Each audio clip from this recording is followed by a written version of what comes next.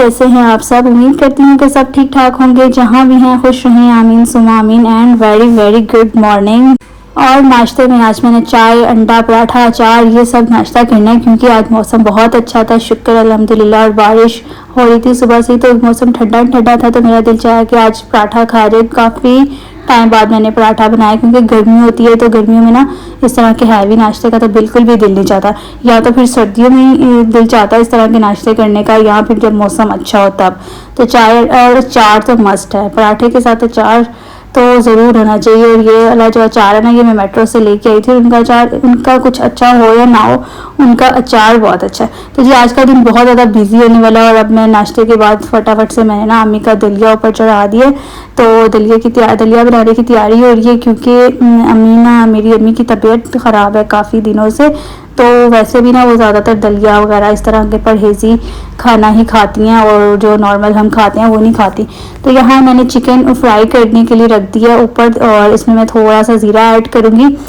लेकिन आप अपने पेशेंट के हिसाब से इसमें स्पाइसेस एडजस्ट कर सकते हैं। मैंने यहाँ हल्दी और ज़ीरा और काली मिर्चें थोड़ी थोड़ी क्वांटिटी में ऐड की हैं, लेकिन ज़ीरे से होता है कि बहुत अच्छा टेस्ट आ जाता है। इसमें मैंने लहसुन, अदरक कुछ भी नहीं डाला, सिर्फ सिंपल नमक, काली मिर्चें और हल्दी की आपको पता है कि हेल्थ बेनिफिट भी कितने ज़्यादा होते हैं, तो वो ज़रूर ऐड किया करें। अब इसमें थोड़ा सा पानी डाल दिया ताकि ना वो जले ना।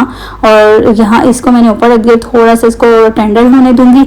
उसके बाद ना साइड पे मैं रख लूँगी वो जो दलिया है ना, वो भिगो के रख लूँगी।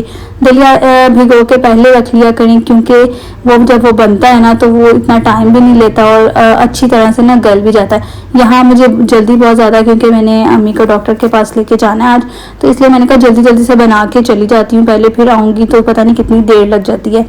तो यहाँ मैंने ये पॉरेज लिया है, और आप अगर अच्छा हो तो आप वो दूसरा जो दलिया होता है ना वो ले लें, उसको पहले ही भिगो के रख लें 1-2 घंटे के लिए ना, तो वो बहुत अच्छी तरीके से गल भी जाता है और वो इससे ज़्यादा हेल्दी होता है।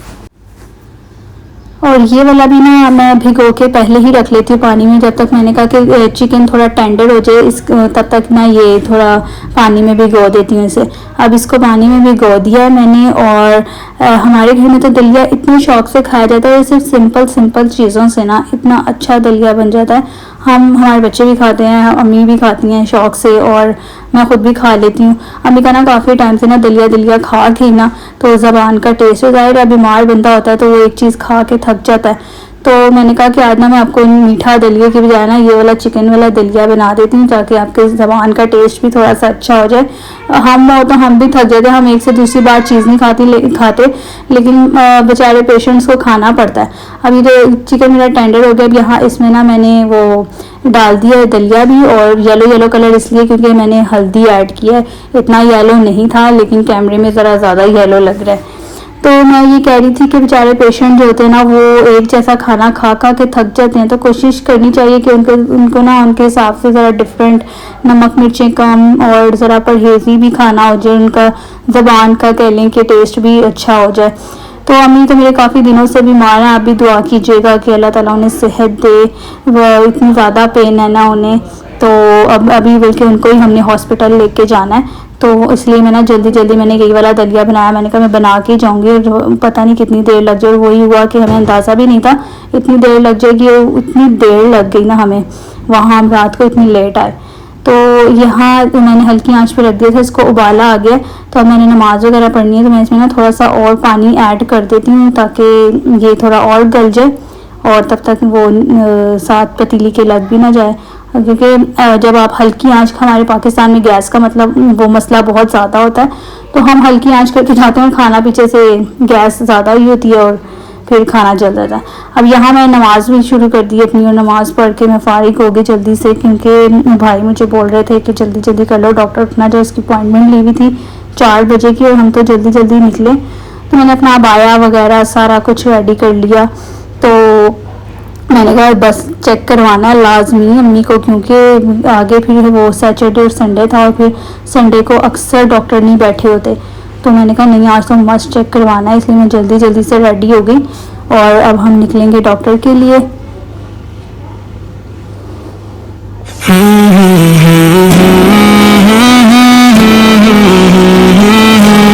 तो घर में भी कोई नहीं था, था तो मैंने सबरीना से भी कहा कि आ जाओ तुम भी, और पता नहीं कितना टाइम लगेगा। हमें तो बल्कि आइडिया था कि पता नहीं डॉक्टर बैठा होगा कि नहीं, हमने तो अभी जाना और अभी आ जाना, लेकिन वहाँ बहुत ज़्यादा टाइम लग गया था।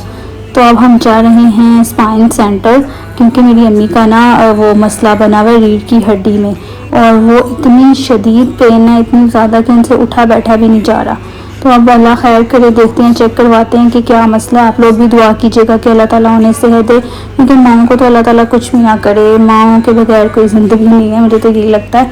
और अभी उनसे चलने के बिल्कुल भी नहीं चला जा रहा है, इसलिए उनको व्हील चेयर पर लेके जा रहे हैं हम। और ना चलना तो दूर की बात, उनसे तो बिल्कुल हिला ही नहीं जाता, इतना ज़्यादा मसला है। तो लेकिन ना डॉक्टर्स वगैरह ने मेडिसिन तो दी है इतनी, मतलब पूरा आज 15 दिन हो गए हैं कि हम रोज़ भाग दौड़ कर रहे हैं, हर रोज़ हॉस्पिटल, कभी किसी डॉक्टर के पास कभी किसी डॉक्टर के पास चक्कर लग रहे हैं, लेकिन उनकी पेन में कोई कमी नहीं आ रही। यहाँ आके हमने सबसे पहले यही चेक किया कि डॉक्टर बैठे हुए हैं, तो डॉक्टर शुक्र है बैठे हुए थे, सिर्फ 5 मिनट उन्होंने चेक किया। इतना वेट करने के बाद सिर्फ 5 मिनट चेक किया, और सही तरह से पता नहीं चेक किया भी है या नहीं किया। ये तो पाकिस्तान में हॉस्पिटल्स का हाल है, इतनी ज़्यादा फीसेस होती हैं, लेकिन सिर्फ मैं कहूँ कि सिर्फ 5 मिनट भी ज़्यादा होंगे, उसने सिर्फ 3 या 2 मिनट चेक किए हैं डॉक्टर ने, और कोई मतलब उन्हें कोई फ़र्क नहीं पड़ा। शिफा तो ज़ाहिर अल्लाह ताला ने देनी होती है, और अल्लाह ताला ही इस चीज़ पे कादिर हैं, और अल्लाह ताला ही शिफा देने वाले हैं। लेकिन ना डॉक्टर्स का कोई हाल नहीं है पाकिस्तान में। चलो गवर्नमेंट हॉस्पिटल में तो इतना रश होता है, इतने ज़्यादा पेशेंट होते हैं, लेकिन यहाँ प्राइवेट में तो कोई इतना रश नहीं होता, और इतनी फ़ीस ले लेते हैं और फ़र्क फिर नहीं पड़ता, कोई सही तरह से चेक ही नहीं करते। उन्हें समझ ही नहीं आ रहा था कि किस वजह से पेन है, किस वजह से नहीं है।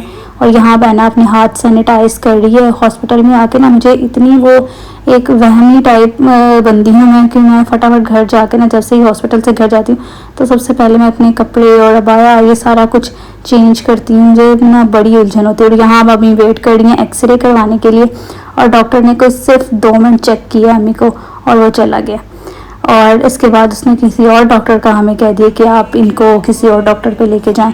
अब हम वहाँ जाएंगे, और वहाँ तो काफ़ी, यहाँ से हम जल्दी फ्री हो गए थे, लेकिन वहाँ काफ़ी देर लगेगी। बच्चों को तो वैसे ही मार्केट और हॉस्पिटल वगैरह में ना बिल्कुल भी नहीं लेकर जाना चाहिए, लेकिन आना तो ज़रूर आती है। वैसे इस दफ़ा तो ये मजबूरी थी आना, क्योंकि घर में कोई था भी नहीं पीछे, और इस वजह से भी लेके आना पड़ा। और अच्छा हुआ कि हम ले आए, क्योंकि हमें बहुत ज़्यादा लेट हो गया था। हमने कोई 3 जगह हम गए हैं, 3 डॉक्टर पे हम गए हैं, और रात को काफ़ी लेट घर आए हैं, इतना जल्दी। और आजकल आंखों का पता नहीं क्यों इन्फेक्शन हुआ हुआ। मैं देख रही थी कि इस बच्ची को भी आंखों का ना इतना ज़्यादा इन्फेक्शन हुआ था, इसकी मामा ने ना ग्लासेस लगवाई हुई थी इसको। अब हम जा रहे हैं जी हॉप सेंटर। स्पाइन सेंटर के बाद हम हॉप सेंटर आए हैं। यहाँ अम्मी की बेल्ट लगवानी है, और ये बेल्ट हमने सोचा था कि चलो बेल्ट लगा के ना अम्मी को सुकून आ जाएगा। ये वो है, हॉस्पिटल नहीं है ये ना, जहाँ बच्चों के पाँव वगैरह को टांगों को मसला होता है, प्लस्तर होते हैं, या ना शूज़ वगैरह पहनाते हैं ना बच्चों को। मेरे भतीजे को भी ये प्रॉब्लम था कि बाय बर्थ ही उसका पाँव थोड़ा सा ना टेढ़ा था, तो हमने यहाँ से उसके शूज़ बनवाए थे। तो अब अल्लाह का शुक्र है कि ना वो बहुत बेहतर हो गया, उसका पाँव बिल्कुल ठीक हो गया। और अन्ना की आँखें जो हमेशा वो अपनी टेढ़ी कर लेती है। अब यहाँ बैठ के हम इंतज़ार कर रहे हैं कि वो आए। वो ना साइज़ लेके चले जाते हैं, और फिर आके ना पहनाते हैं। वो चेक कर रहे हैं अम्मी का साइज़ लेके ना, कि कौन सी बेल्ट जो होगी वो इनको ठीक आएगी। और एक पता नहीं कितनी अजीब सी ये बेल्ट है, बेल्ट नहीं है, पता नहीं क्या है, कि इससे ना सपोर्ट मिल जाएगी आपकी कमर को, वो कमर सीधी रहेगी। लेकिन बहुत ज़्यादा ये इरिटेट कर रही थी अम्मी को, उलझन बहुत ज़्यादा। तो अब जी फाइनली हम यहाँ से फ्री हो गए। अब अम्मी को लेके बाहर जा रहे हैं। थोड़ा सा चलाया अम्मी को कि चलें तो सही ना, थोड़ा सा बिल्कुल ही इनसे हिला नहीं जा रहा। और ये इस तरह की है बेल्ट, पीछे से तो प्लेन है, लेकिन आगे से ना प्लास्टिक का पता नहीं और लोहे का कोई अजीब सा ही था। बल्कि ये बेल्ट नहीं है, इसको एक्सटेंशन कहते हैं। और ये इन्होंने बनाया हुआ इधर, इसको ना एक्सटेंशन कहते हैं, बेल्ट नहीं कहते। तो यहाँ हम हो गए हैं फ्री। अब हम निकलने लगे हैं घर के। काफ़ी टाइम हो गया था, बल्कि रात 10 बजे हम घर पहुँचे हैं। तो आप भी दुआ कीजिएगा मेरी अम्मी के लिए कि अल्लाह ताला उन्हें सेहत दे। मेरी अम्मी के साथ साथ सब माओं को अल्लाह ताला ज़िंदगी सेहत अता फरमाए। तो मिलते हैं नेक्स्ट वीडियो में। टिल देन टेक केयर, अल्लाह हाफिज़।